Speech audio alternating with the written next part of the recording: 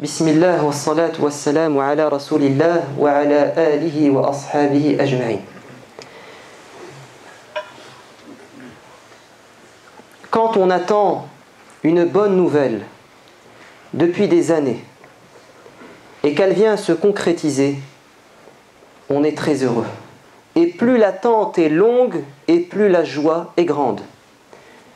Vous avez comme exemple un couple qui depuis des années attend d'avoir un enfant. 5 ans, 6 ans, 10 ans, 15 ans, 20 ans, quand un beau jour, leur rêve se réalise. Vous vous imaginez dans quelle joie ils se trouvent. Imaginez-vous si on attend la naissance d'un enfant pendant 50 ans, 1 siècle, 2 siècles, 5 siècles, 7 siècles, et que cet enfant vient à naître. Depuis 7 siècles, on attend un enfant qu'il vient à naître à une époque. Évidemment, la joie est à son comble. Sachez que Jésus, Isa alayhi salam, a annoncé une bonne nouvelle à ses apôtres, aux fils d'Israël.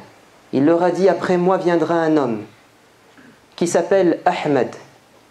Ce sera le dernier des prophètes. Il va continuer ma mission et il va être envoyé à toute l'humanité. Et Dieu nous dit dans la sourate As-Saff: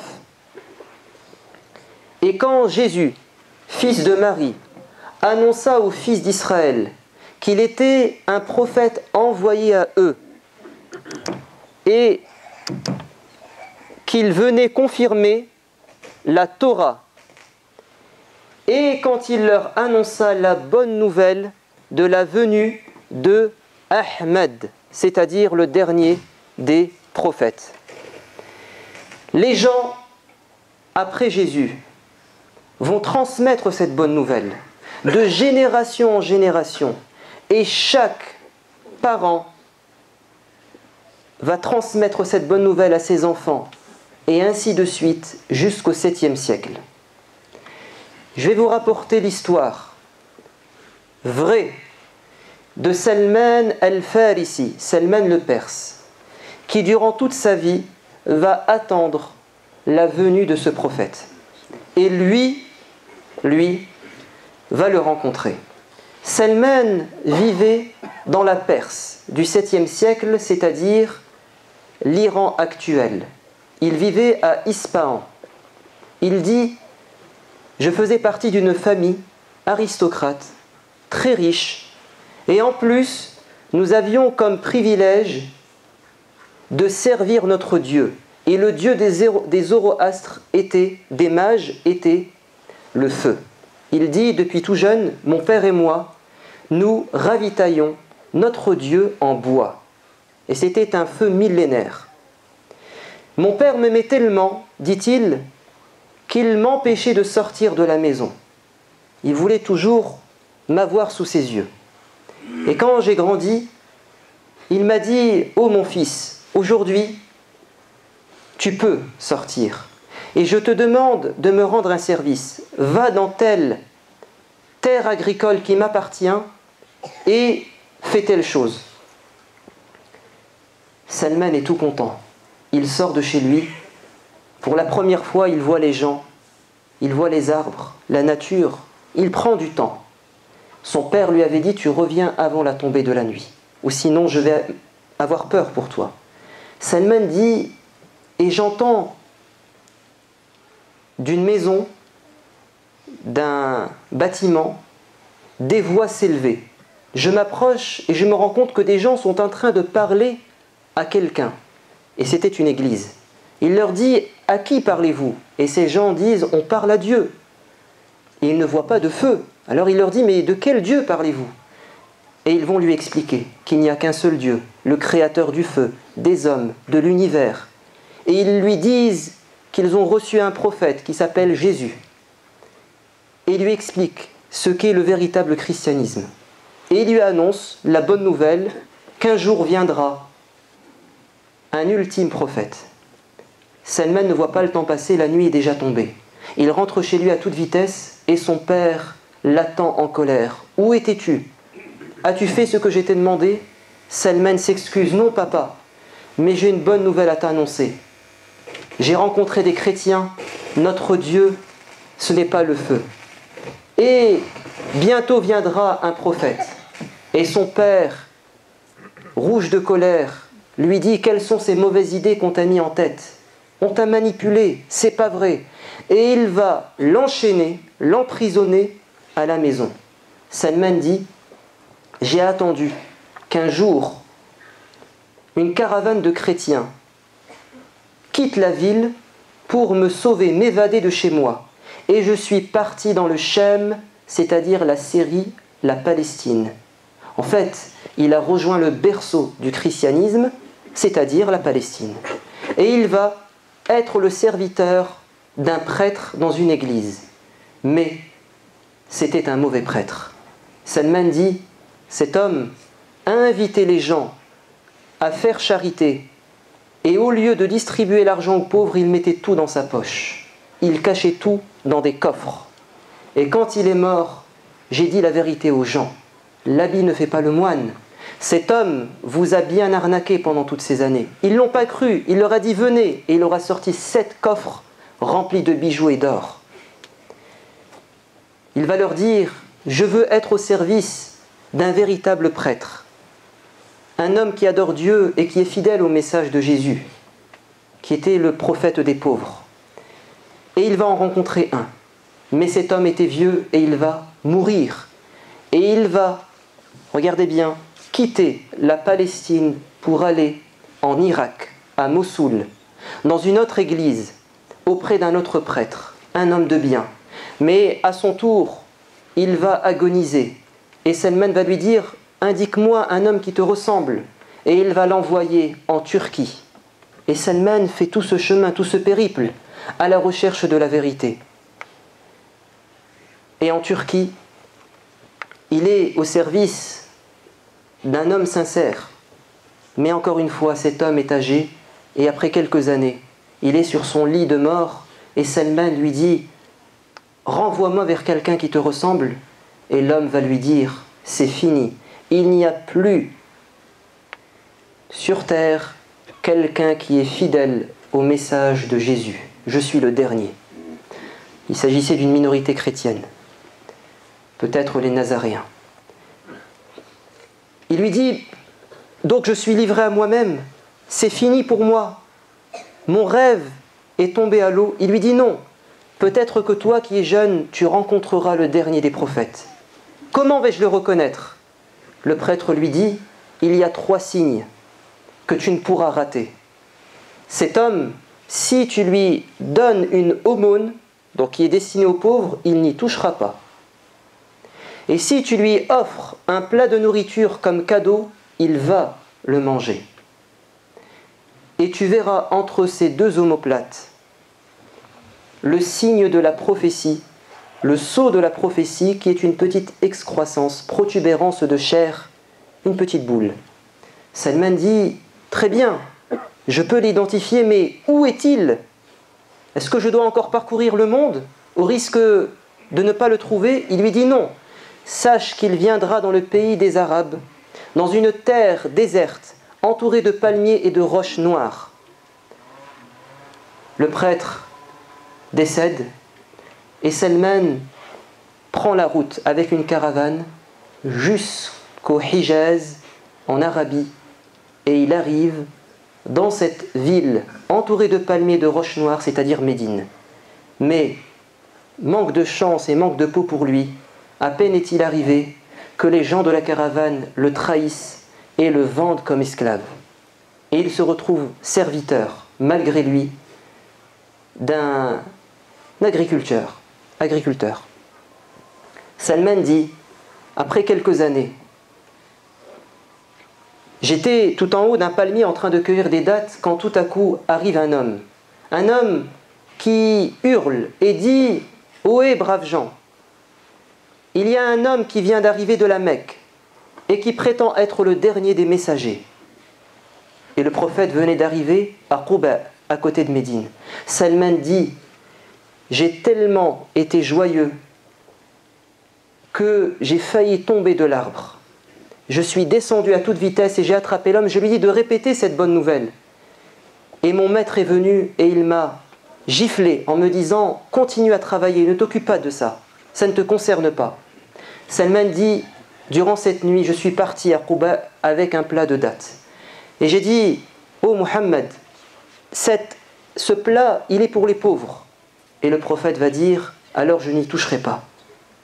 Offrez-le aux pauvres. » Et Salman va dire « En voilà une. » Il revient quelques jours plus tard avec un autre plat de dattes en disant « Ça c'est un cadeau pour toi. » Et le prophète va en manger.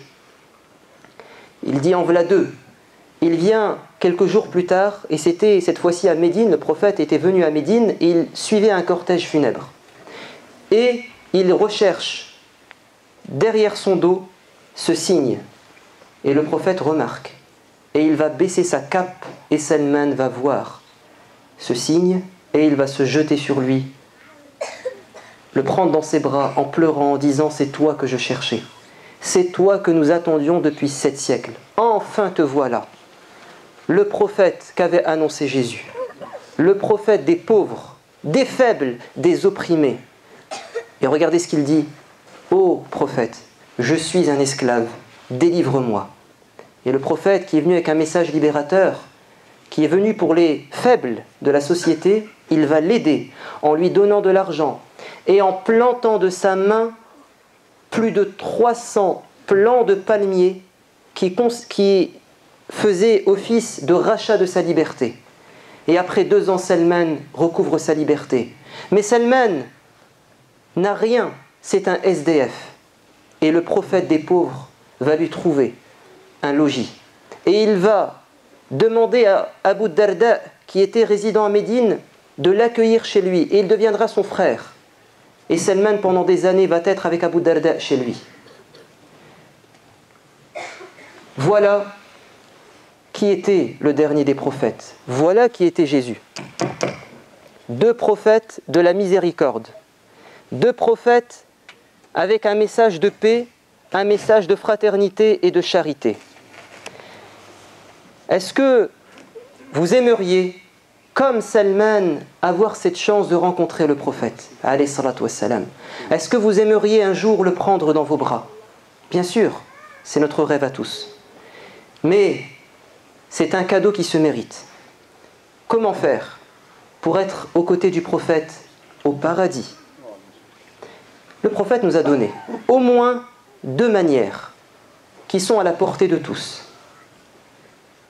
Il a dit « Celui qui prendra en charge un orphelin, il sera à mes côtés au paradis comme mes 2 doigts, et il a joint son index et son majeur. » Ces 2 doigts qui sont indissociables représentent la proximité qui sera la nôtre avec le prophète si on est à son image, c'est-à-dire si on a pitié des pauvres, des orphelins, des déshérités, des démunis.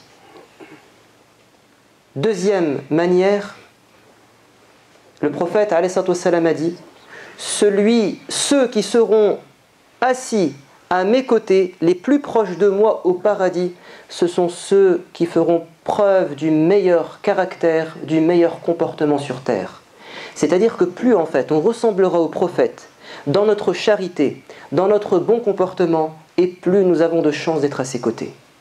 Plus nous serons repoussants, méchants, injustes, durs envers les gens, plus on aura le cœur dur, et moins on a de chances d'être à ses côtés. Et je pense que notre société a besoin de toutes ces valeurs. Elle a besoin de gens à l'image de Jésus, à l'image de Muhammad, parce que les gens souffrent. Les gens sont en recherche, en quête de spiritualité, de fraternité. Soyons comme Isa, comme Muhammad, et nous aurons, Inch'Allah, la chance de les rencontrer au paradis. Je vais vous donner, là tout de suite, 2 manières de faire preuve de miséricorde. La première des choses, c'est que nous sommes dans une période en France de fête. Et les gens se retrouvent en famille. Qu'est-ce que ça nous coûte de dire à nos amis à nos collègues de travail, à nos voisins, je vous souhaite une bonne fête. Qu'est-ce que ça nous coûte? Ça ne nous coûte rien, c'est un SMS, c'est une belle parole, mais ça peut avoir un grand effet sur le cœur des gens. Parce qu'aujourd'hui, on pense que vous ne souhaitez pas le bien aux gens. On pense que les musulmans veulent que les gens vivent dans le malheur. Alors soyons intelligents, soyons à l'image du prophète. Sachons réconforter les gens, être à leur côté durant les moments joyeux. Et je vais vous donner un deuxième exemple, c'est que nous avons un de nos voisins de la mosquée.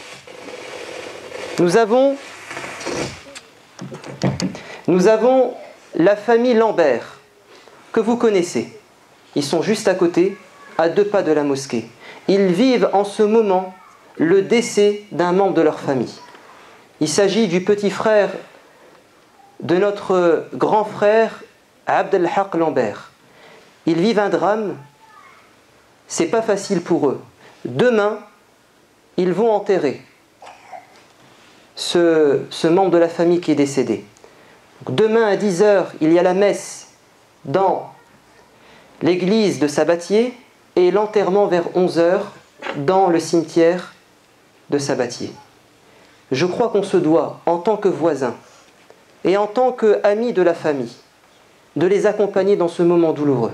Alors je vous invite en grand nombre à marquer votre solidarité humaine avec cette famille en assistant demain à la messe et également à l'enterrement. Alors j'entends des gens dire déjà, comment ça, entrer dans une église?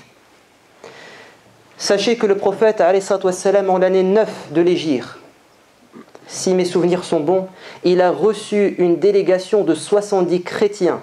Ils sont rentrés dans sa mosquée et ils ont accompli leur prière dans la mosquée du prophète, alayhi salatu wassalam. Ce n'est pas que simplement il a assisté à leur adoration, mais c'est qu'il leur a permis de l'accomplir dans sa mosquée.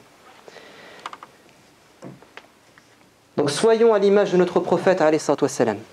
Et enfin, 2 informations. Nous sommes dans une période de vacances et les 2 vendredis des vacances, l'association Agir vend des gâteaux, du thé, du café dans les salles 4 et 5. Et l'argent qu'ils ramasseront seront pour les activités de nos enfants. N'hésitez pas à les aider.